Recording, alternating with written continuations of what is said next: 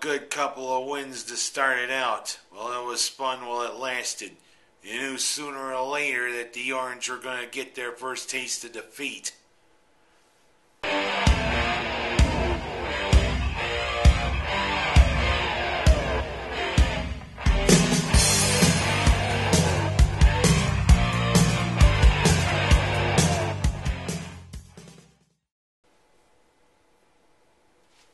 A nice way to start out this episode. Let's take a look at the two victories the Orange had this past week.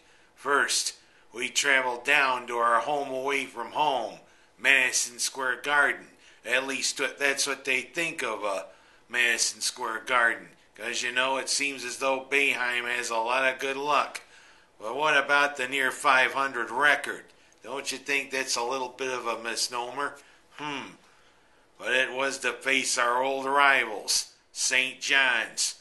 Boy, in the 80s, this was a hell of a rivalry, especially when Louis Carnesecca led what was then called the Red Men. And now with the Red Storm, although I didn't see any cumulonimbus clouds around there, of course it's kind of early for cumulonimbus clouds, it's only January. People thought St. John's might give the Orange a little tussle, but the Red Storm actually fizzled out. 76-59. A nice little showing from the three J's. And as I mean, Scoop Can of Jardine, Mr. Rick, Don't Call Me Michael Jackson, and Chris, Jesus, Mary, and Joseph, all throwing in their money's worth. And Mr. Trish coming off the bench with some nice shooting again like he did at Seton Hall. And then from there it was on back to the Loud House where we took on Cincinnati.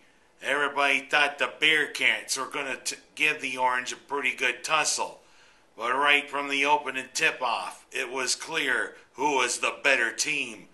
And thing is, one of the Jays, apparently, I don't know how long he'll be out, but he took a pretty good lick to the noggin. Mr. Joseph, right there near the end of the first half, going up for a shot, coming down on his head. Of course, I've come down on my head a few times. Come up looking like this. Of course, you don't want to see me looking like this, because I'm not well. Of course, I haven't been well ever since I was 6 years old. They asked me if I was ever indicted, and you know what I said? Not since I was a baby, Your Honor. But even without Mr. Joseph, Mr. Mello finally showed why he was a big recruit and why he was considered the number one center at times coming out of high school. Mr. Mello finally showing why he was worth being recruited by the Orange, putting in some points, rejecting some shots, a la Walt Clyde Frazier. A 67-52 triumph over the Bearcats in the Loud House. But then came the big one. And I mean big one. This was the game that really was going to show the Orange's mettle. The game in a place that's a house of horrors from every team that plays there. The Peterson Center in Pittsburgh, where it was time to meet the Panthers. But boy, what happened in the early part of the game? Syracuse, where's the house? I'm looking at the house that you built from all those bricks you put up in the first 8 minutes. And what happens? I'm hearing Myron Cope in my head.